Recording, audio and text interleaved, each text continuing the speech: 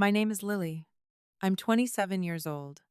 The first thing I heard was detergent slamming against the side of a plastic mop bucket. Not a soft sound. Not a family sound. A work sound. The kind that tells you exactly where you stand before anybody even opens their mouth. I was in my grandmother's kitchen with both wrists aching, my knees damp through black leggings, and bleach drying tight across the backs of my hands.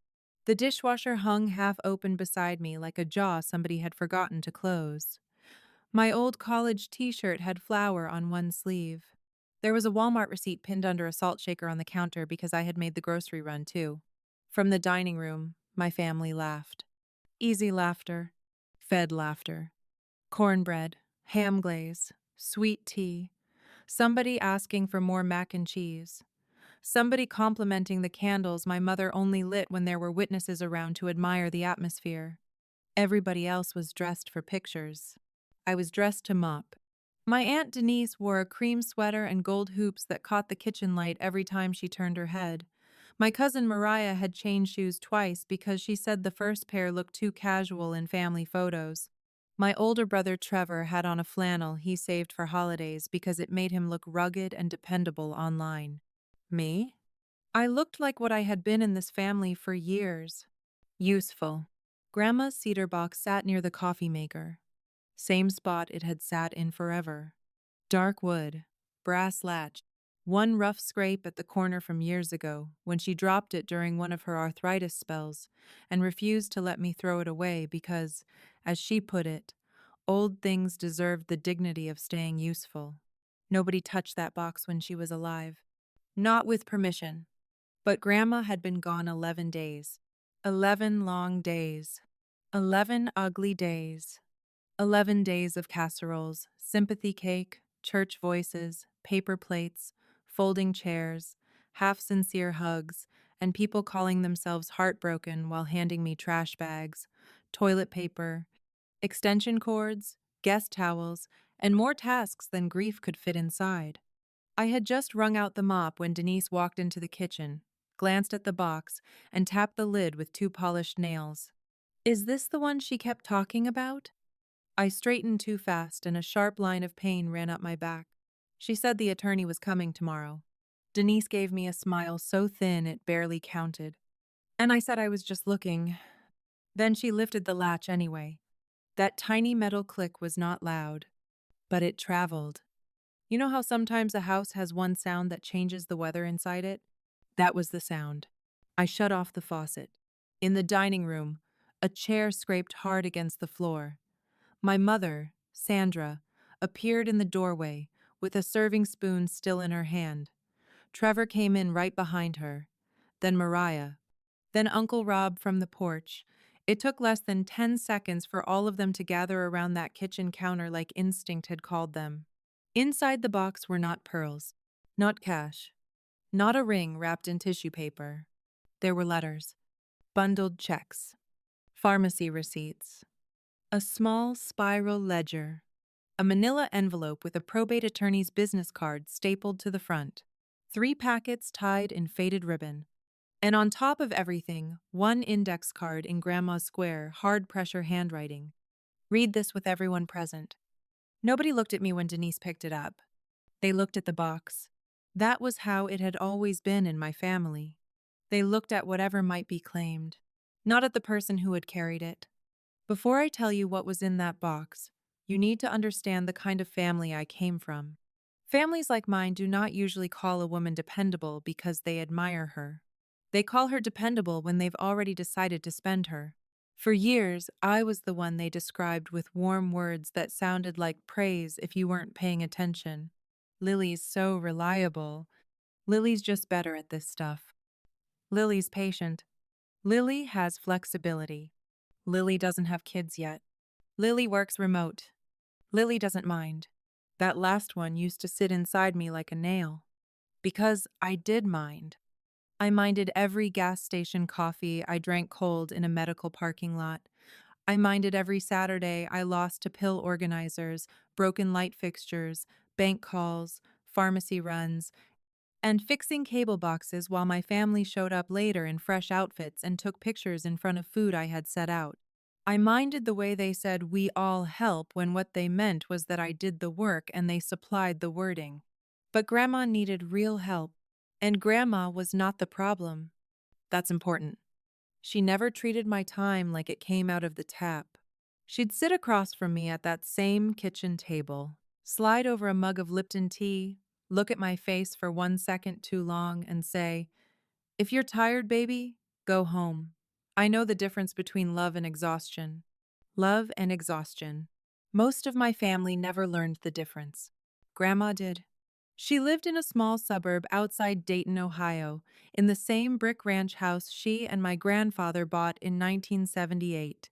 White shutters, narrow porch, brass mailbox that stuck every winter. Two maple trees in the front yard that dropped helicopter seeds into every crack in the walkway. I knew every inch of that house. I knew which stair down to the basement creaked if you stepped near the center. I knew the hallway vent rattled when the heat kicked on. I knew the smell of cedar in her closet, the smell of medicine in her bathroom, the loose back doorknob, the exact angle of afternoon light that crossed the dining table in October. I knew those things because I was there, not for holiday photos, not for public devotion, not for the performance of being close, for the real hours, the ugly hours. The hours after a medical test when somebody needs crackers and quiet and help getting into bed.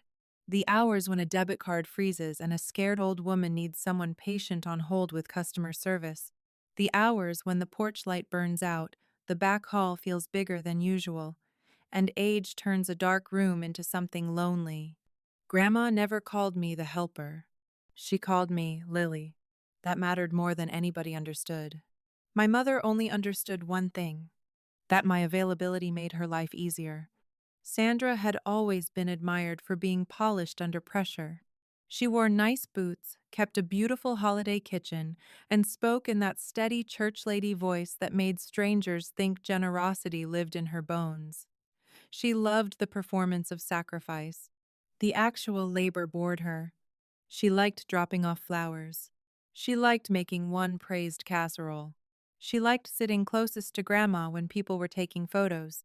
She liked saying things like, "We're all doing our best to support Mama right now," where other people could hear it. She did not like night pharmacy runs. She did not like insurance pre-authorizations. She did not like washing stained sheets after a stomach bug. She did not like standing in county offices with bad lighting and worse chairs while property tax records got corrected. I did those things. Then she would say we all did. There is a special kind of anger that comes from being edited out while you are still standing in the room. Trevor was simpler. Trevor had been the golden son since birth. Former high school baseball star, big laugh, easy charm. The kind of man who could miss your birthday, show up 2 weeks later with coffee, clap you on the shoulder, and still get called a sweetheart. He worked in HVAC and talked constantly about how slammed he was. Too slammed for doctor visits. Too slammed for paperwork. Never too slammed when money came up. Grandma had loaned him small amounts more than once. He called them temporary holds. Grandma called them that money your brother is still forgetting. He had a wife, Amber, and 2 little boys, and he used them the way some people use weather. Permanent excuse. Permanent cover. Mariah was Denise's daughter, 3 years younger than me, pretty in a polished, curated way. She posted devotionals in the morning and subtweets at night. She knew how to cry without ruining makeup. She could hug one person while looking over their shoulder for a better audience. She visited Grandma when there were balloons, cakes, milestone birthdays, holidays, or casseroles. Never for catheter supplies. Never for mildew in the laundry room after the sump pump failed. Never for tax letters. Never for the long, boring, unphotogenic parts. Uncle Rob floated in and out like a man who believed masculinity itself counted as a contribution. He liked big decisions, which usually meant arriving late, asking loud questions, standing near documents, and wanting credit for stress he had not carried. And Denise? God. Denise was the queen of controlled effort. She lived 20 minutes away and acted like mileage was martyrdom. She knew exactly how to say, "I did what I could," in a tone that shut down follow-up. Once she reimbursed herself from Grandma's grocery envelope because she'd picked up orange juice and flowers. She told me that was normal. I believed too many things were normal back then. That was one of my failures. You don't get trained into overfunctioning in one dramatic moment. You get trained in soft pieces. Someone asks you to pick up antacids because you're already out. Someone asks you to stay after dinner because you're just better at cleaning up. Someone says you're more patient. Someone says grandma listens to you. Someone says you live alone anyway. Someone says you don't have all the same responsibilities the others do. Someone says you're a blessing. By the time you realize you've become infrastructure, nobody remembers building the system. They just complain when you creak. The day Grandma died, I was the one at Miami Valley Hospital. Not because I had been appointed, because I answered. Sandra was driving back from a women's retreat in Columbus. Trevor had the boys. Denise was stuck on a call. Mariah, I later learned from Instagram, was at some brand event in Cincinnati wearing satin and fake concern for the camera. Grandma died at 4:12 p.m., with my hand around hers. The TV was muted. Rain tapped the window. Her skin felt paper dry and thin. She had been fading all week. Less broth, less news, less appetite for pretending. A nurse came in after and quietly turned the monitor volume down. That silence still lives in me. Grandma had never been dramatic in life. She was not dramatic in dying either. She squeezed my fingers once, looked toward the rain, and said, "Don't let them work you into the ground and call it love." Then she breathed out, and that was it. Those were her last words. I didn't tell the family that part right away, not because I wanted to keep it from them, because I knew exactly what would happen. Voices would lower, food would appear, grief would become competition. And before the first sympathy plant wilted, I would somehow be the one holding trash bags, legal pads, extension cords, casseroles, and blame. I was right. At the funeral home, Sandra cried beautifully. At church, Denise trembled through hugs. Trevor told 3 different people he had been up there constantly through Grandma's final months. I remember staring at his face when he said it. He did not blink. There is no limit to what some people will lie about if the audience is gentle enough. After the burial, everybody came back to Grandma's house. Ham, sheet cake, mac and cheese, church ladies, coats on chairs, kids running the hallway, sympathy dishes with masking tape labels on the lids. I made coffee. I wiped counters. I put away coats. I found scissors, extra trash bags, and toilet paper. I cleaned the bathroom 3 times. People kept touching my shoulder and saying, "You holding up okay, baby?" Then handing me another task. By the 3rd day, I had stopped expecting anything else.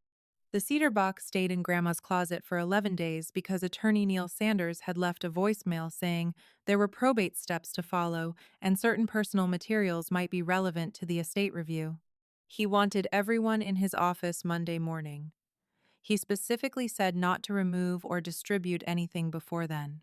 But my family heard estate review and translated it into get your place at the table. So that Sunday after church, the house was full. Sandra insisted on a family meal because she said togetherness mattered. What she meant was optics mattered. The pastor had stopped by. Neighbors had dropped in. Trevor's friend and his wife came by to pay respects, which mostly meant standing near the food and asking gentle questions in voices too soft to trust. The kitchen was hot. The dining room was loud. The mop water was gray. And I was in the back, while everyone else performed grief over my labor. Then Denise opened the box. She cleared her throat and read the first card aloud. "If you are hearing this, then I am gone, and all of you have managed to ignore at least one direct instruction." Trevor let out a small snort. Not because it was funny, because he had always heard Grandma's firmness as a challenge. Denise kept reading. "Before anybody starts acting wholly useful or cheated, I would like this box opened with Lily in the room, because half of what is in here concerns what I have watched people do to that girl for years. Every face turned toward me. I was still holding the mop handle. For once in my life, I was not invisible. It did not feel good yet, just strange. My mother gave a quick little laugh with no warmth in it. Well, that sounds dramatic. Denise unfolded the next page. These materials are not my will. My will is with Attorney Neil Sanders, Probate and Estate Administration, Montgomery County. County clerk reference is attached in the packet marked Legal.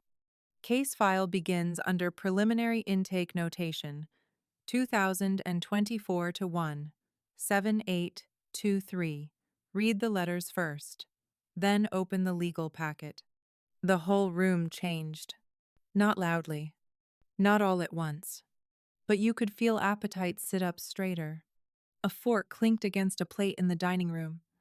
Somebody's kid laughed at a tablet somewhere down the hall, and the sound felt rude inside all that tension. There were envelopes in the box. Each one had a name on it. Sandra, Denise, Rob, Trevor, Mariah, and one with no name. Only this. For the one who stayed. My fingers went cold. Not from fear, from recognition. Grandma had always known how to label a thing so it couldn't wriggle loose. Sandra grabbed her envelope first. Trevor reached for his. Mariah tried to see everybody else's before opening her own. Rob asked if all this was really necessary. Denise said it was probably sentimental, and not to make a big deal out of it. Then Sandra unfolded her letter. I watched my mother's face change in stages. Annoyance. Confusion. A quick private flash of shame. Then anger. She lowered the page. This is ridiculous. Trevor laughed, but it sounded thinner this time. What'd she say? Sandra folded the paper too fast. Nothing that concerns anyone else. Denise was already reading hers. Rob took off his glasses and cleaned them even though they weren't dirty. Mariah looked from her pages to Denise like she needed guidance on how offended to be. I still hadn't moved. My envelope was sitting right there on the counter. Denise went pale first. Not theatrical pale. Real pale. The kind that starts around the mouth. Trevor muttered, "Oh, come on," under his breath. Mariah's eyes filled with tears. Not grief. Exposure. Then Sandra said the first truly honest thing I had heard from her in days. Mama had no business keeping score. I looked down at the spiral ledger in the box. Of course, Grandma had kept score. She had lived long enough to know exactly what kind of family this was. Open yours, Denise said. My hands smelled like bleach and dish soap when I picked up the envelope. Inside were 3 pages. Front and back. Dear Lily, if this is being read the way I arranged it, then I was right about 2 things. First, that you would still be the one washing dishes while the rest talk about family. Second, that nobody would understand what I meant unless I put paper to it. The words blurred for a second. Not because I was delicate, because being accurately seen can hit like violence if you've gone too long without it. I kept reading. You have been carrying work that should have been shared. You have been made useful and then treated like usefulness is your nature instead of your burden. I watched them call you dependable when they meant available. I watched them praise your heart while spending it. I did not always stop it. That is on me too. I swallowed hard. Nobody tells you how brutal it feels to be loved correctly after years of being misnamed. Grandma wrote about things only I would have remembered. The porch light in February. The Medicare forms spread across her quilt. The day her water heater burst and Trevor said he'd come Saturday, then didn't, and I stayed until almost 11 with a hardware store guy and a shop vacuum. The 4th of July barbecue, where Denise brought cookies and told everybody she had handled Mama's whole week after I had spent 3 nights on Grandma's couch during a blood pressure scare. Christmas Eve when Mariah gave me a Starbucks card in front of everybody and said, "For all you do," like I was the building manager. Grandma remembered all of it. Every insult disguised as appreciation. At the bottom, she wrote, Let paper speak where my voice no longer can. Then, under that, if they are reading this with you still standing in work clothes, open the legal packet and let them explain themselves to each other. Trevor slapped his pages down on the counter. She twisted things. Denise snapped back before I could. Twisted? She listed dates. Sandra drew herself up like she was about to address a committee. We all helped in ways your grandmother may not have seen. She saw enough, I said. The silence after that was thick, heavy, earned. Because I almost never interrupted. I almost never corrected the room. I almost never chose truth over everybody else's comfort. Rob reached for the legal packet, and Sandra slapped his hand away. Do not touch anything else. Funny, I said. Nobody said that when I was scrubbing the roasting pan. Her eyes cut toward me like I had broken some social contract. Lily, the useful one, had spoken out of turn. Trevor opened the manila packet anyway. Inside was a typed memorandum from attorney Neil Sanders, copies of checks, reimbursement slips, notes in Grandma's handwriting, and one notarized statement signed 6 months before her death. There were color tabs too. Red, blue, yellow. Grandma loved office supplies. Sandra hated paper that couldn't be charmed. Denise got the memo first because her hands were fastest. Her voice shook by the second paragraph. Per client instruction, these materials document caregiving observations, informal financial transfers, disputed reimbursements, and conditional personal property and real property decisions to be executed in conjunction with the last will and testament filed under estate intake. She looked down again. Montgomery County Probate Court Preliminary Reference 2024-1. 7823. Amber took a step back. Trevor swore under his breath. Mariah whispered, "Oh my God." I stayed still. Stillness was all I had left some days. Then Denise hit the line that split the room right down the middle. In the event that my granddaughter Lily remains the primary unpaid support person in the handling of my home, care, or post-death household obligations, and in the event she is still being excluded from decisions while being expected to provide labor, I direct that the option to purchase and occupy my residence shall transfer first to her under terms detailed in Schedule C, with seller financing through estate holdback and authority regarding sale preparation shall not pass to Sandra Holt, Denise Carter, or Robert Bell. The refrigerator hummed. Nobody moved. Grandma had not simply left me the house. She had done something better, something sharper. She had made sure I had first control, first standing, first choice. A path nobody could bully out of my hands with family pressure and church phrases. Schedule C was simple enough even through all their panic. The house would be appraised. A portion of the estate would be set aside. If I wanted it, I had the exclusive option to buy the house from the estate at a fixed internal valuation lower than open market, financed over time through the estate structure. No one Sandra, Denise, Rob could force a public sale before I made my decision. If I said no, then sale preparation would pass to a neutral executor. Not family, not appetite with lipstick, neutral. Grandma knew exactly what she was doing. Sandra grabbed the next page. This was manipulation. Denise didn't even look at her. No, this was planning. Trevor barked. So she cut us out because Lily did errands? Errands? I repeated. My voice came out calm. Too calm. That scared all of them more than shouting would have. Do you want the list? There were lists. Actual lists.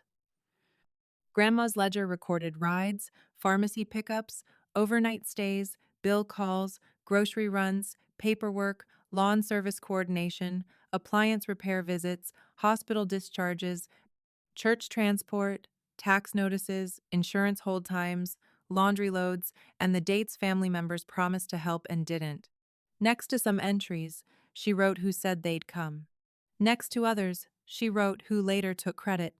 Blue tabs marked financial discrepancies.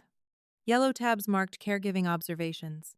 Red tabs marked legal decisions. Grandma had built an audit.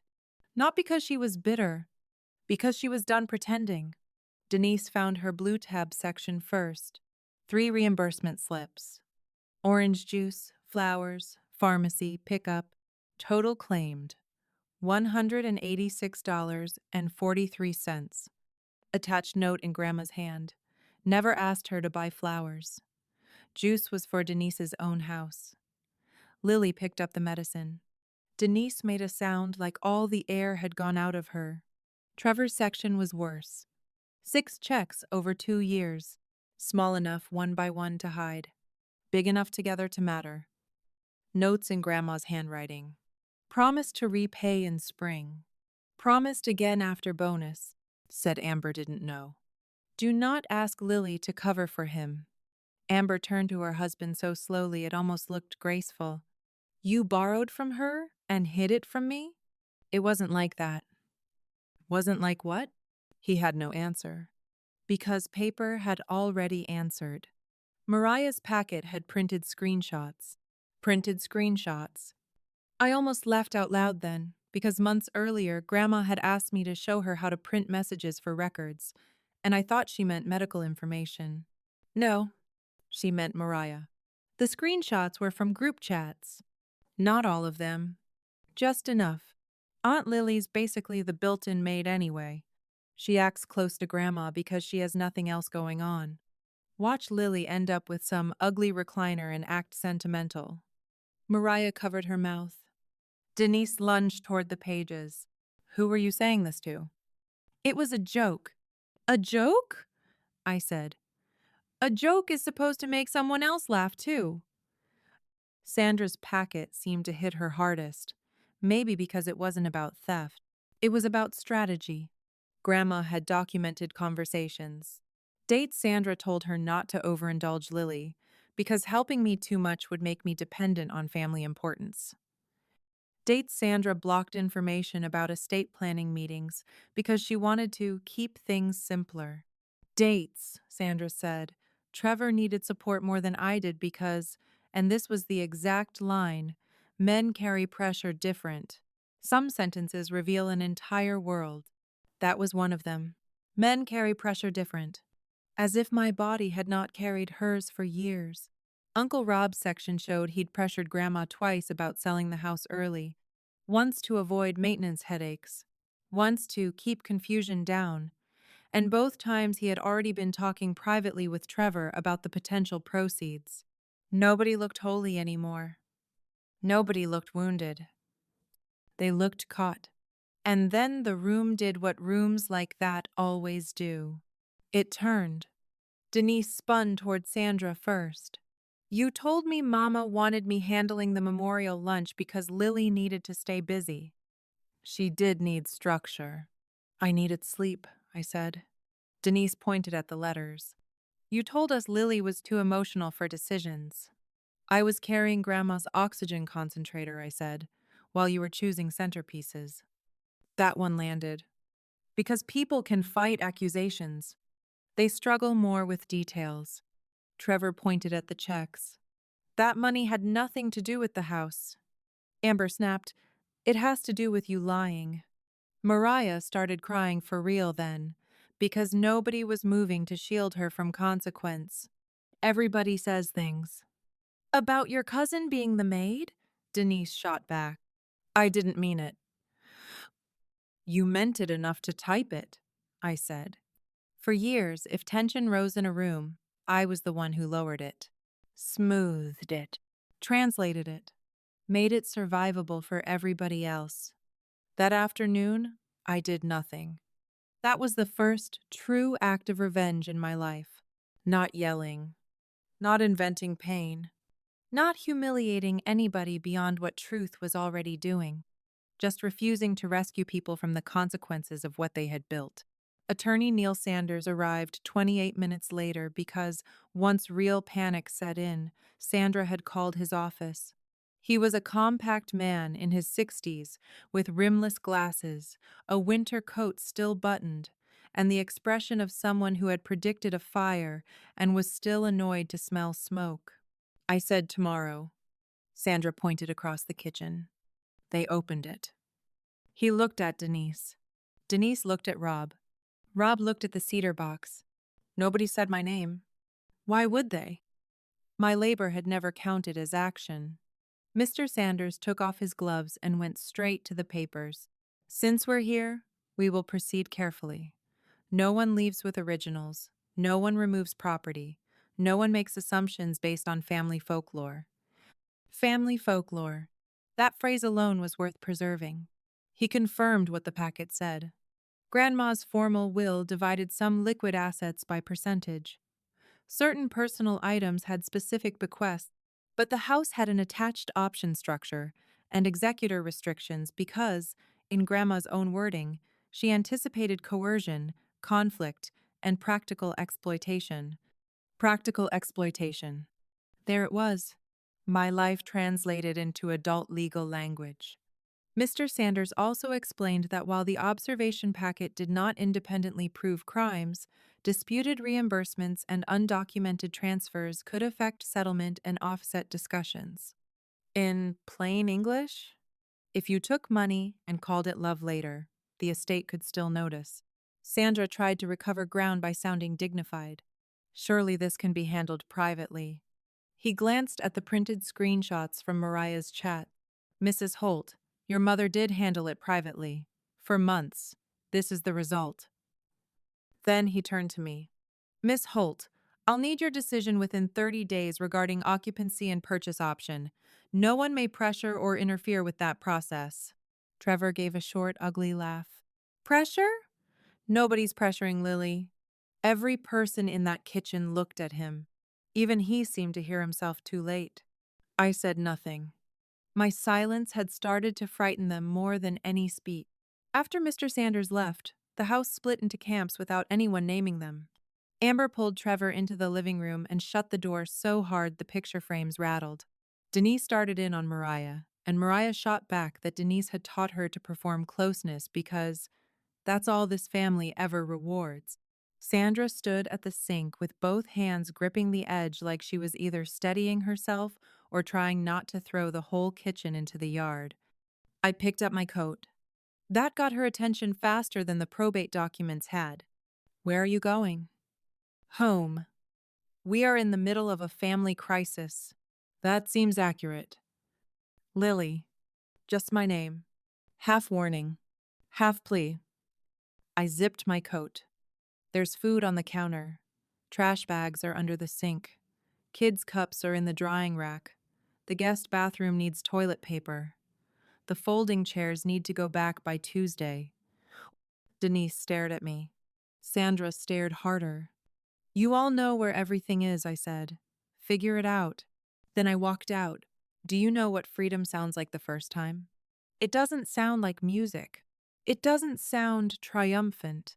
It sounds like a screen door shutting while grown people stand in a mess they assumed you would finish.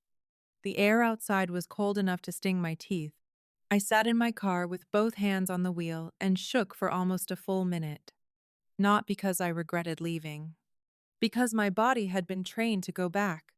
That first night, my phone lit up until after 1 a.m. Mom.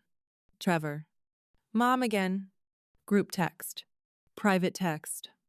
Denise. Suddenly formal. Mariah. Suddenly fragile. Everybody had a tone. Mom, call me. Trevor. You know Grandma would hate this division. Denise. We need to discuss how hurtful some interpretations are. Mariah. I was immature. Please don't punish everybody forever. Amber sent the only message that sounded human. I had no idea about the checks. I'm sorry. That was the only one I answered. Thank you. The next morning, there was a voicemail from Sandra. Her voice was soft. Church soft. I know emotions are high, but family should not let paperwork define us. Paperwork had not defined them. Paperwork had exposed them. That week, I did something I hadn't done in years. I let calls ring. I went to work and worked. I bought groceries only for my apartment. I folded only my laundry.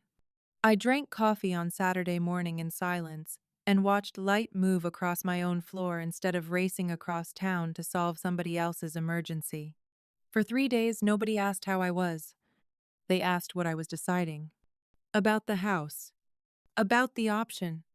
About whether I really intended to take advantage of Grandma's emotional state. That last phrase came from Uncle Rob in the background of one of Sandra's calls, like I wasn't supposed to hear him. Take advantage.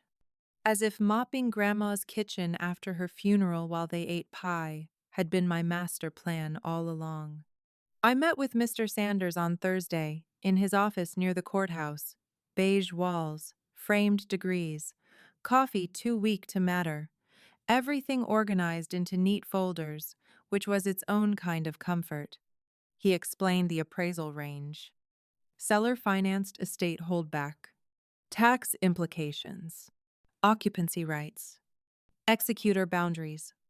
And then he said something that settled all the way into my bones. Your grandmother designed this to reduce your dependence on their goodwill. Goodwill. I almost laughed at that. I had lived on scraps of it my whole life. Then he slid another page across the desk. A private note. For you only. I opened it there. If you're reading this with a lawyer nearby, I hope he has decent pens and bad coffee. Men in offices usually do. Listen to me now. A family can teach a woman to confuse being necessary with being loved. Those are not the same thing. If the house gives you peace, keep it. If selling gives you air, sell it. But do not hand your life back to people who only know how to need you. Then, lower on the page. The first person you must stop rescuing is your mother from the consequences of her own appetite. I closed my eyes. Grandma did not waste ink. That night, Sandra came to my apartment. She had never liked my apartment. Too small, too plain, too far from community. Though it was 12 minutes from her church and 15 from Grandma's house. She knocked wearing a camel coat and carrying banana bread, like peace could be baked and brought over warm. I did not invite her in right away. I'm your mother. That isn't a key.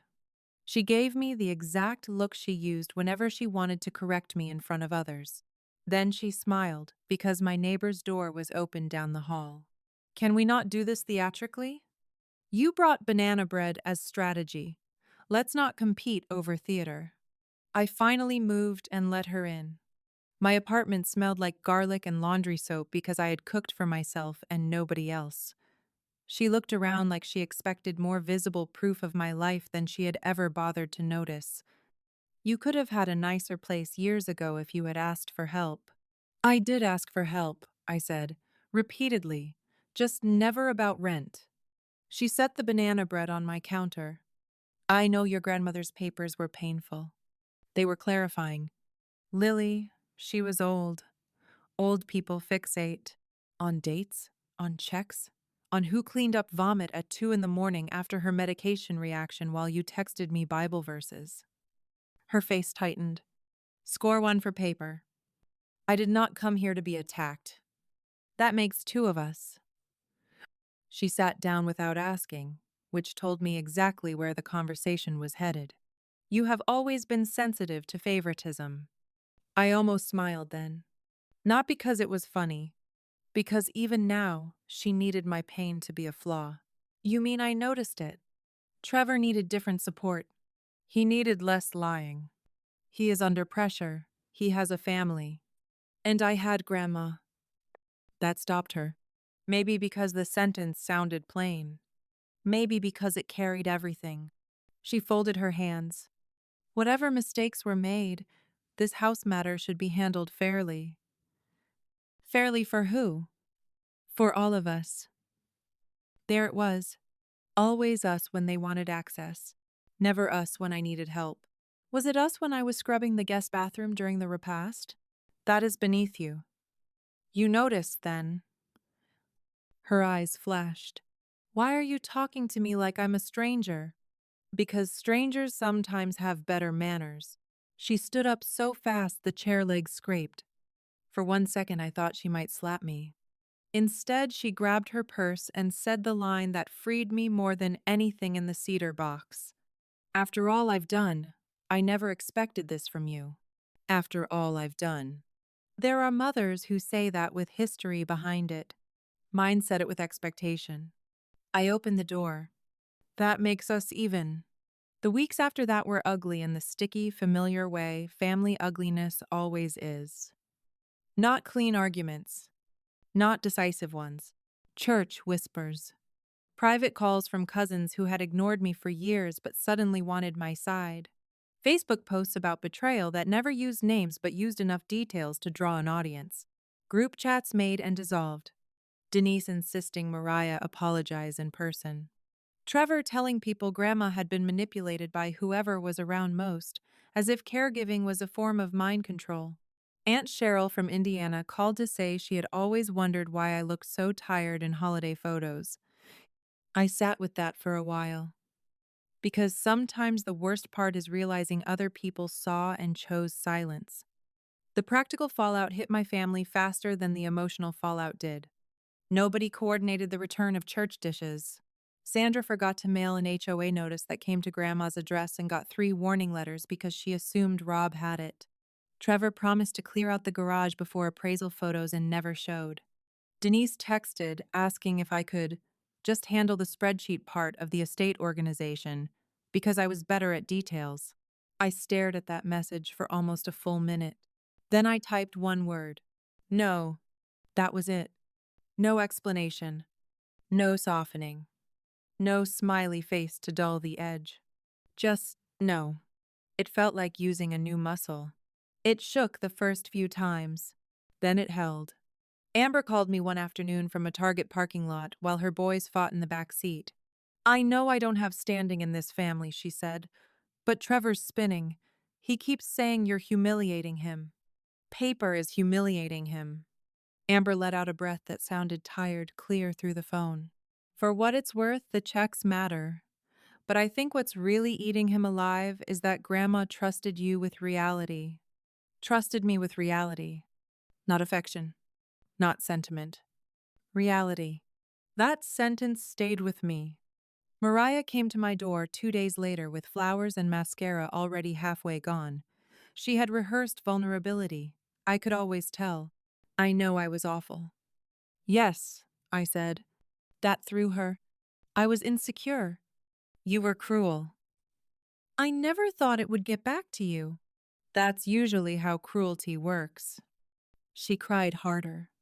My mom says if you go through with the house option, everybody will resent you forever. Your mom already resented me when I was free. She had nothing to say to that. I took the flowers because the bouquet itself had done nothing wrong. Then I shut the door. One Saturday, I drove to Grandma's house alone with temporary access authorization from Mr. Sanders so I could review maintenance issues before making my decision. The house was quiet in a different way now. Not grieving, unheld. The fridge hummed. Dust was starting to gather at the baseboards. Someone had left a cup ring on the end table. The cedar box was already at the attorney's office, but I could still feel that Sunday in the kitchen like static in the walls. I walked room to room, touched the hallway wall where Grandma used to steady herself, opened the linen closet and smelled cedar and starch, stood in her bedroom and looked at the top shelf where the box had sat all those years while people performed goodness around it. Then I sat on the edge of her bed and cried for the first time since the hospital. Not neat crying, not pretty crying, the kind that folds you up, because grief had been delayed by labor. Now the labor had loosened just enough for grief to finally walk in. I missed her voice. I missed the way she folded towels. I missed the side eye she gave bad liars. I missed her asking if I had eaten and actually waiting for the answer. After a while, I opened her nightstand drawer. Inside was a church bulletin, 2 pens, a peppermint, and an old Polaroid of me at maybe 10 years old, holding a rake taller than I was. On the back, in her handwriting, Lily always shows up before being asked. I sat there with that line in my hand and understood something so clearly. It almost hurt. My whole life, they had treated my willingness like a resource.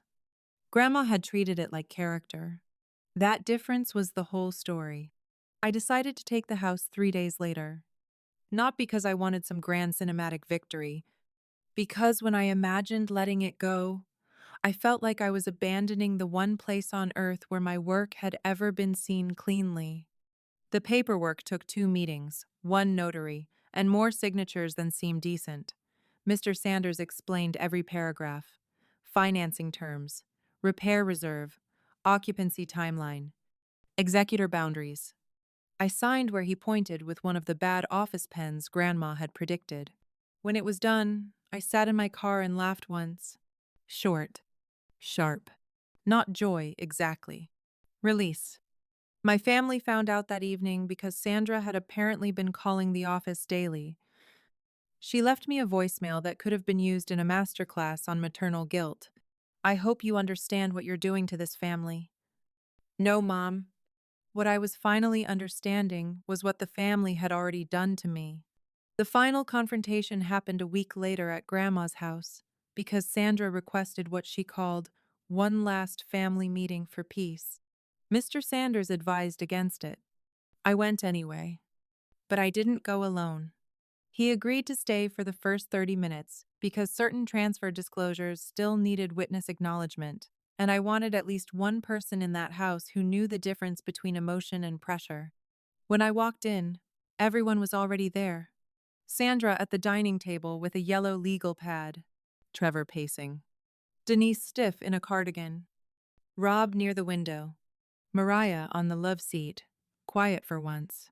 Amber in the corner, tired in the honest way. The house smelled like stale coffee and old carpet. No candles, no neighbors, no company to perform for. Just family stripped down to appetite. Mr. Sanders reviewed the signed documents. He confirmed the option had been exercised.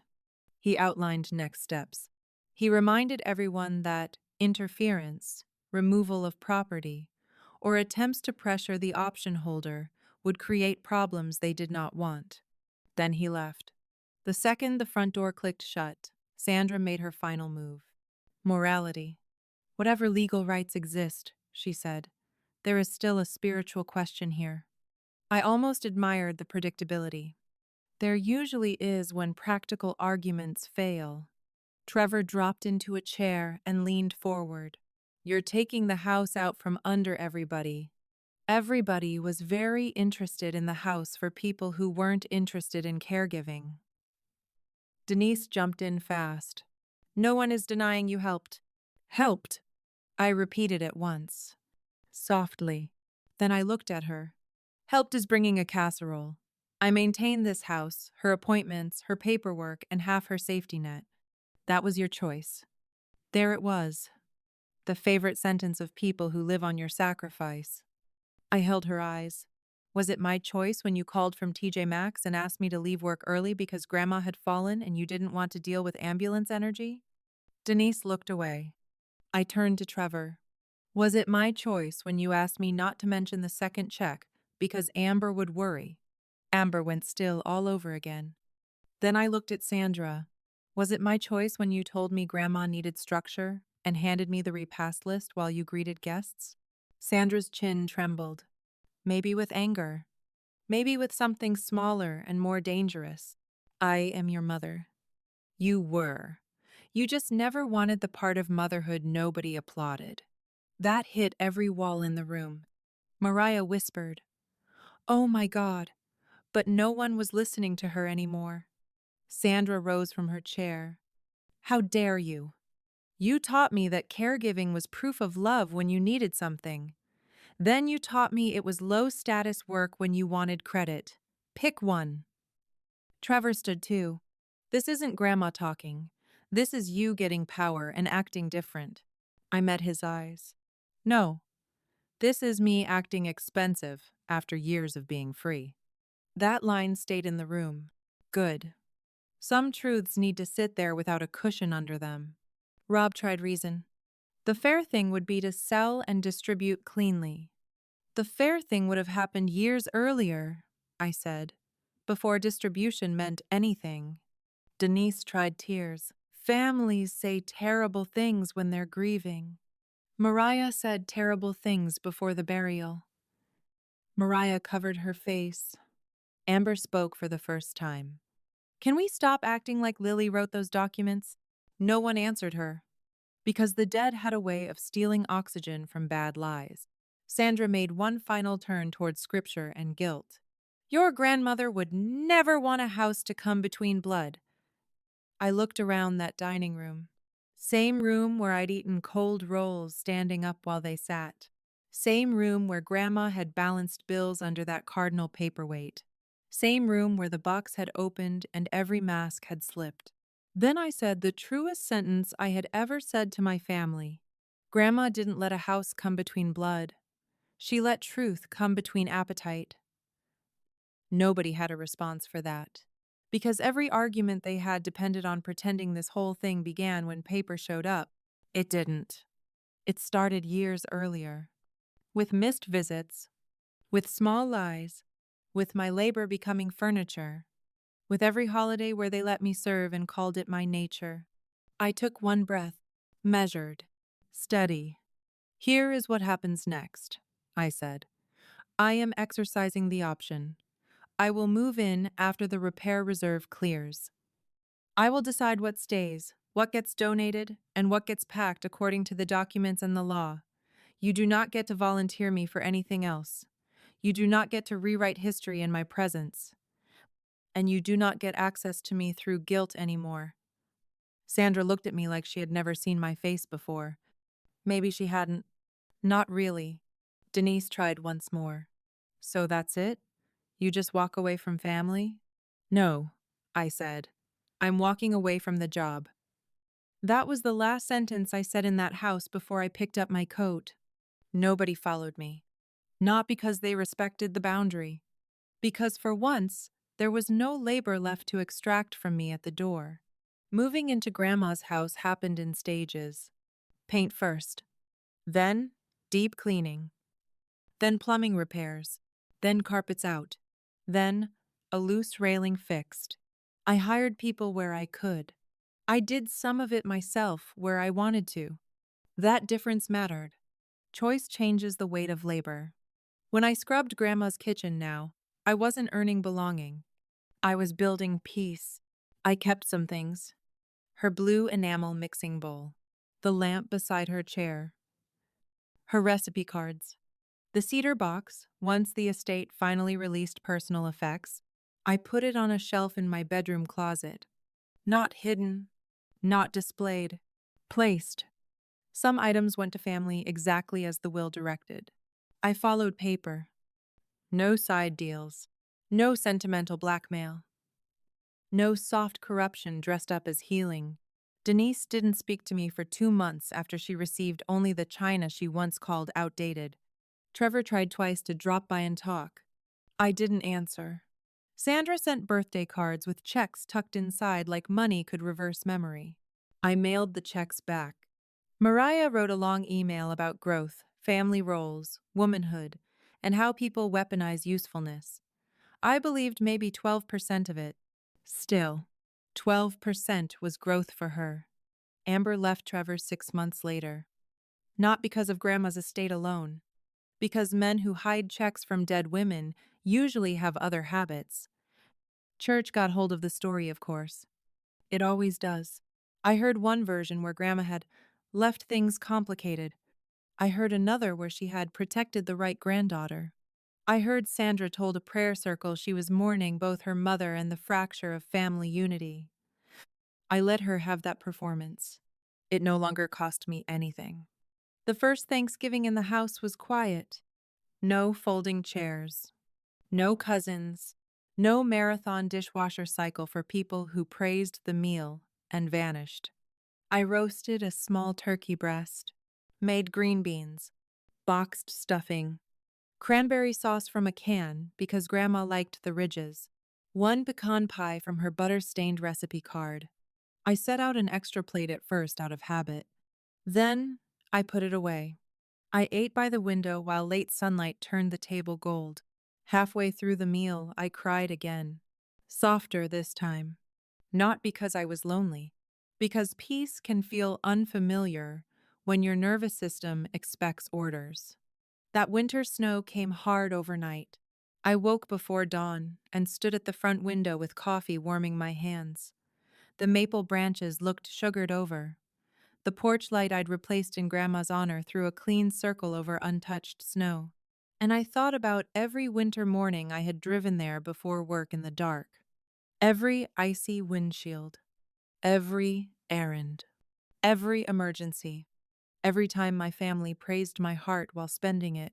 Then I thought about Grandma's note. Do not hand your life back to people who only know how to need you. That line had become law in me. Not court law. Bone law. A few months after I moved in, I found one more envelope tucked into a cookbook box in the pantry while I was reorganizing. Grandma loved a late reveal. It had only my name on it. Inside was one page. No legal terms. No accounting. Just her handwriting. Lily, if you ever start thinking they would have loved you properly, if only you had done a little more, stop. Women disappear that way. I sat on the pantry floor and laughed through tears, because even gone, she knew exactly where my mind would try to wander. Back toward self-blame. Back toward overwork. Back toward that old lie that one more sacrifice might finally buy fair treatment. No, that economy was closed. My family did what families like mine always do after collapse. They adjusted. Not nobly. Practically. Sandra learned hosting looked less graceful when she had to wash every serving dish herself. Denise learned errand fatigue was real when she had to handle Rob's medical paperwork after his knee surgery. Trevor learned kids do not raise themselves while you nurse old resentments. Mariah learned that posting reflective captions does not automatically make people trust you in person. And all of them learned something bigger. When the woman you treated like structure leaves, everything starts showing stress fractures. I was not there to catch falling pieces anymore. That was their grief. Not mine. Mine was simpler. I missed Grandma. I missed her peppermint purse. I missed her bluntness. I missed her side eye. I missed being known by somebody older than the family myth. Sometimes I sat on the porch in the evening and talked to her out loud anyway. Not because I thought she was hovering in the azaleas. Because saying a truth in the place where it was first honored can steady you. Here are some of the truths I said there. Being needed is not the same as being cherished. A woman can be praised straight into captivity. The people most offended by your boundary were usually getting the best deal from your lack of one. Those lines became part of the house. Part of me, too. The last time Sandra came by, almost a year after the box opened, it was spring. The peonies Grandma planted were just starting to rise by the walkway. Sandra stood on the porch in a pale blue blouse and looked smaller somehow. Not physically, structurally. Like a building after tenants move out. I opened the door but didn't invite her in. She looked past me into the hallway.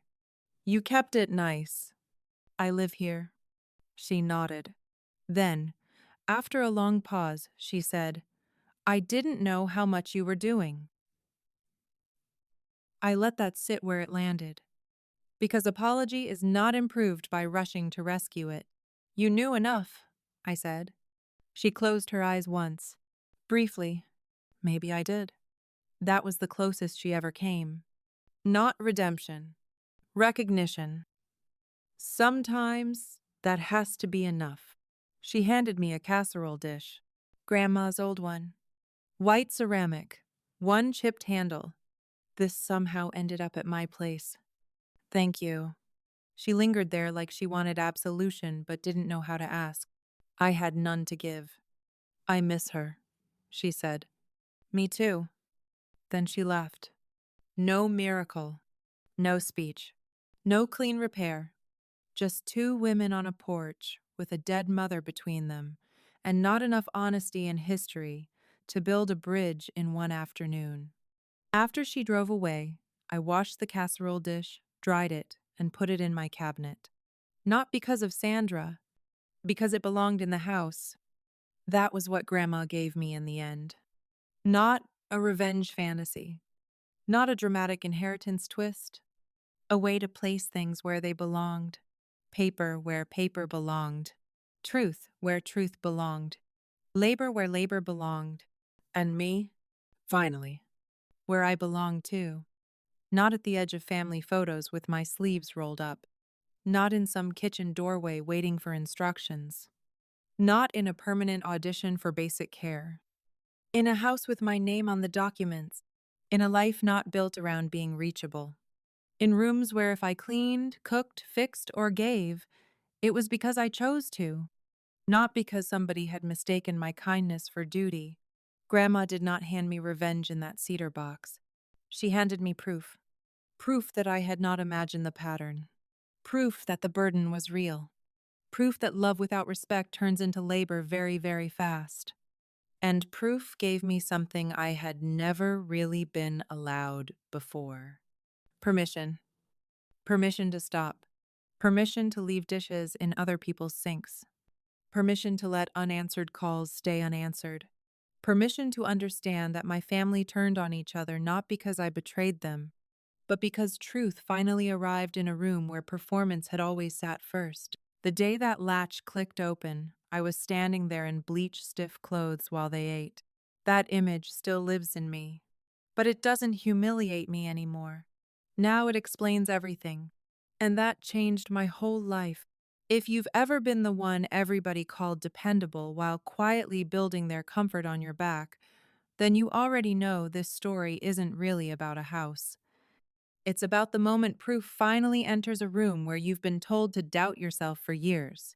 And if you're listening to me right now thinking, God, this sounds a little too familiar, stay with that. Sometimes the thing that changes your life is not a big speech. Sometimes it's one sentence, one document, one dead woman telling the truth at exactly the right time. If this story hits somewhere real for you, you already know why stories like this matter. So before you go, do what people in my family almost never did. Notice what's actually happening. And if you want more stories like this, stories about family, truth, betrayal, quiet reversals, and the kind of justice that doesn't need to scream to land, go ahead and like the video, subscribe to the channel, and tell me in the comments where you're listening from. I read more of those than you think. And sometimes, one honest comment from the right person can feel a lot like opening a box and finally finding proof